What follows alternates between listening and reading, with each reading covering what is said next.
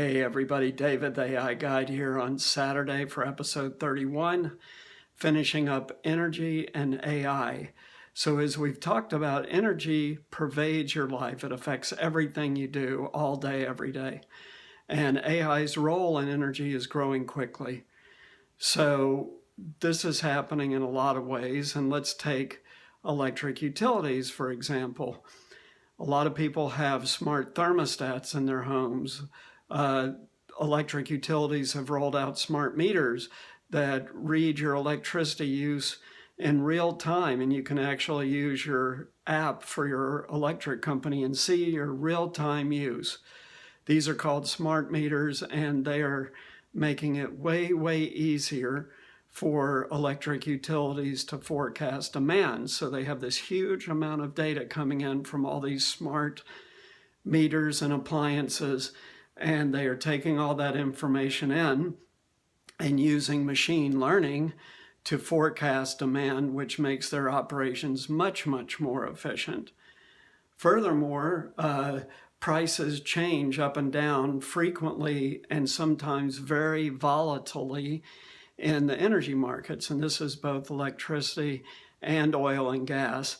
And all of the energy companies now are using AI to forecast where they think the price of their products is going to go and also hedge that price. So basically, they use the financial markets, futures and options, to lock in a price so that if they make electricity at, say, 5 cents a kilowatt hour, they can sell it for 7 cents a kilowatt hour and lock in their profit.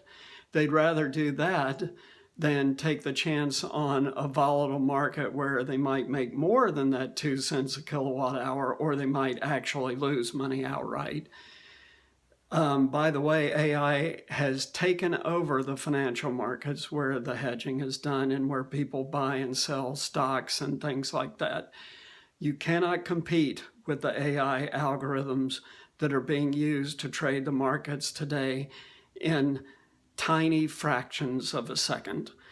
So AI has also penetrated these financial markets that are key to the energy business. And also, AI, as we've talked about before, is being used to both manage the huge grids and prevent outages like the entire East Coast outage in 2003 that lasted for 2 weeks. But it's also going to, as we've talked about, break down these centralized grids into local grids with renewable energy storage, and AI managing, storing the power and releasing it when it's needed to release, and managing the load on the grid, these local grids. And this is going to happen in this decade, 2020 to 2030. So the utility industry, as we've talked about, is going to completely change in the next 10 years. And you can read about this on any utility company's website, what's coming. They all talk about it now. And the same is true for the other energy companies, the big oil companies. As oil is displaced by renewable energy, they have to move into storage, as we've talked about, and renewable energy and other markets to survive. Some of these huge oil and gas companies may not survive once fossil fuels are ultimately replaced. That's going to take longer. We're talking decades to do that, but it will happen. And once it starts going, it'll happen pretty quickly.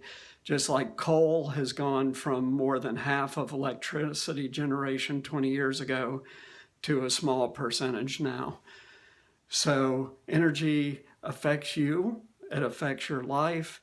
Everything you do is based on the computer in your smartphone or your laptop or your desktop computer at work. It's all managed by energy.